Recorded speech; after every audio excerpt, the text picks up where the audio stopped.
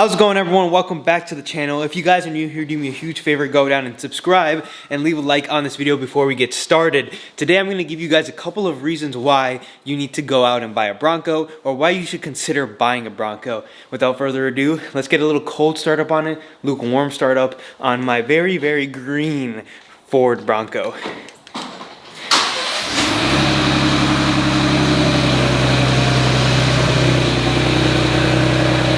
This thing looks so aggressive with the huge tires, but let's hop in and take it out. Stepping inside, turn the power on, get it booted into life. We do have a little bit of heat into the engine, so that's always good. One thing we need to make sure we do when we come out is not hit the Mustang. I think that would be ideal.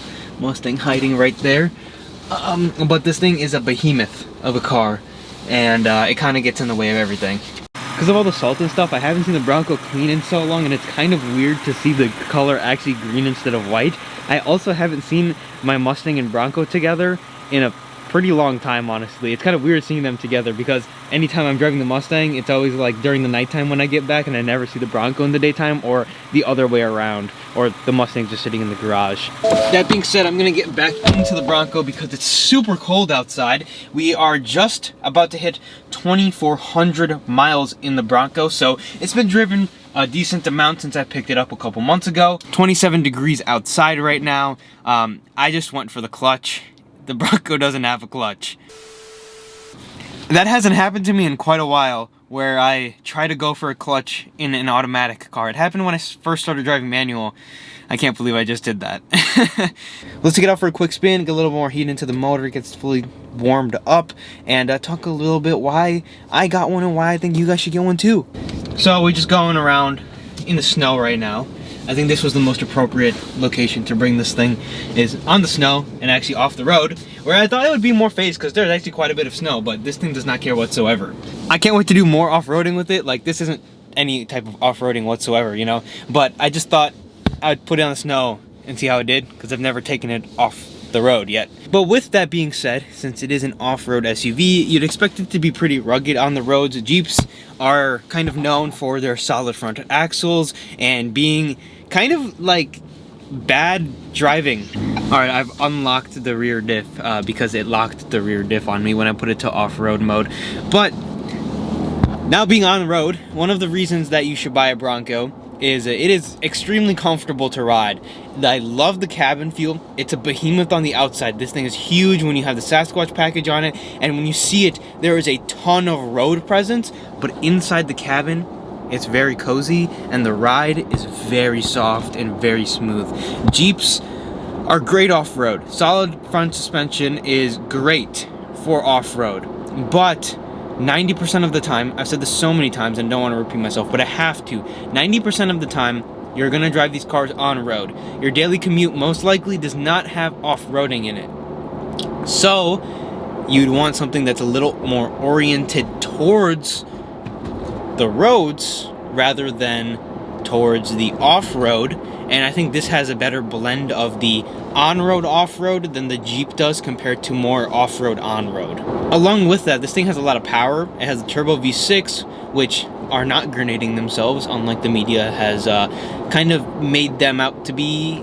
And there was like a very small batch of these motors that were kind of having some issues, not the bigger majority. So if you're looking for reliability, I mean, I'm not going to say that the EcoBoost is the most reliable, but I will tell you that they're not going to blow up on you in the matter of 500 miles. But what the EcoBoost does provide is a lot of horsepower. It has a lot of power. You know, you might not think around 300 horsepower, around 300 pound-feet of torque. The numbers are somewhere in there. They're nothing to, you know, wow at, but they are enough to get the job done and have some fun. Step on it a little bit. I mean, it gets moving. I'm like barely touching the throttle. And for a truck, you'd expect it to be heavy, sluggish, slow. It's none of those things. It has a good, like, kick to it, and honestly, it's enjoyable. It's not something that I can really complain about. I thought because this was the 2.7, I'd hate it more, because the 3.5 has a good amount of power, and I thought the 2.7 wouldn't have enough, but they did a pretty good job with it, honestly. But most likely when you're buying one of these vehicles, you're not looking for comfortability, rideability, all of those things. You're looking for how cool it is, the cool factor, the features it has, and why you would want to buy this over something boring and basic.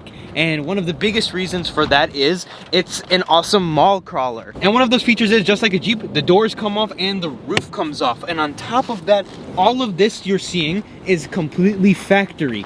This stance, these huge tires, all of this come from factory. Usually you see auto manufacturers do it wrong. They never do it right. All the stancing in sports cars, all of those things, you have to go aftermarket to get the correct spacing and everything. Ford did an amazing job with this thing. I mean, look at it. It looks perfect from factory, which is one of the biggest reasons I wanted to order it. Every time you see a base model Bronco, base model Jeep, they're never correct unless they have massive tires, a little bit of a lift, and have a huge stance to them. And that's exactly what this is. Also, if we come here, the windows are completely frameless, which make it easier to take the doors on and off. Also, if we come to the back, I love how Ford actually put a decent amount of room back here. Now, this cabin is a little cozy. Don't get me wrong, it definitely is a little snug, and if you're not looking for something a little medium-sized, the Bronco might be too small for you. But if you're looking for something that's not quite as big as the F-150s, this is perfect. Now, I'm sitting behind myself, and I am 6 foot, and I have pretty long legs as well. And I'm comfortable, and I can recline the seat actually more than what it is right now. I'll come here, and I can actually recline my seat. And now I have tons of headroom because of the boxy shape, and I have lots of legroom. And on top of that, these seats are actually pretty comfortable to sit in. I don't know why, but for some reason in the trucks, they have these huge trucks, and then the back seats are just uncomfortable. Now, I'm not saying these are like Rolls-Royce plush seats. What I'm saying is I can sit back here, I can actually have some space, and I don't have to see my chiropractor after I go for a 5-minute ride. Another really cool thing about the Bronco, sitting in the back, you can see all of the different logos and brandings that Ford has done. On the steering wheel, Bronco logo, the shift knob, Bronco logo. You get Bronco written across the dash here. We look at the seats, there's another Bronco logo. There are hidden Easter eggs that say Bronco or say some type of thing associated with this truck all over the thing. I'm gonna step outside real quick back into the cold, but I cannot wait for it to be warm again, to get the doors off of this thing, to get all the roof back off of this thing, and actually enjoy it in some nice sunny weather. Because I've taken the doors off one time, it was 40 degrees, it wasn't too much fun, but it was just when I got it, and I mean, it's such a great vehicle. Honestly, the Bronco gets a lot of hate for no reason. It's a great, phenomenal vehicle, and if you're looking for something fun, something different, something more like a truck, but also has that SUV feel, SUV look without a bed, it's exactly what the Bronco is. Honestly overhated, like way too overhated. It's a great thing. Oh my God, it's so cold. It's been such a cold week in Wisconsin, but overall, the Bronco has so many cool features, so many cool things about it, and there are tons of reasons why you would want to buy one. I think they're definitely overhated. It seems like the newest thing is something to either love or hate, and I think it's definitely got a little bit of both. The Bronco's a ton of fun. I can't wait to drive more, get some modifications done to it, and just get it off-road. But before we get it off-road, we need to get the paint prepped so I don't destroy that beautiful green paint. That's all I have for this video, though. If you guys enjoyed, if you guys are looking to buy a Bronco, let me know in the comment section down below. But that's all I have for this one, and I'll see you guys in the next video.